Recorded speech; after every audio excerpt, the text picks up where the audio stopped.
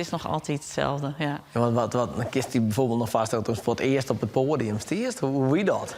Ja, oh, dat weet ik hier nog wel. Toen zit ik correct in de twadde, toen gingen we muziek doen. En toen speelde ik hier zelf een bandje regelen. Maar mijn broers erin en al je vrienden van hen, dus al je van die grote jongens. Ja. En toen moesten we een festje, zong ik samen met mijn vriendinnen... die een festje van Bryan Adams en Mel C, Baby When You're Gone. En toen vond ik het wel echt verschrikkelijk spannend. Maar het shitje van die theatershow, die is nou haast. Die is hier misschien wel lijn, of net? Bogeman wie in mijn tijd echt wel een squallen werd een heel soort koer. En wij ik een heel soort plan gewoon meisje mocht. En dat ze ik gewoon zeiden van, oh ja, leuk. Geef maar dwan, zie maar of het lukt. En wat betekent specifiek dit plak dan voor die? Ik denk dat dit het eerste plak weer werd. Ik het gevoel hier van wat ik meidje, dat is leuk en dat doet het daar.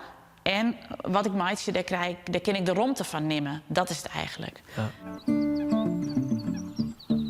Ik had bieten, denk ik. Nou ja, Wat is ik het? zie het helemaal net op te letten. Maar hoe zicht is dat nou dan? Ja, ik zei dat ik correct ondergaan. Ik zei wat bewegend werd. Dit is een blank voortje. Een blankvoortje, nou ja. Mooi weesje, hè? Ja, Mooi whisky. heel mooi. Nou, daar gaat er weer. De 14.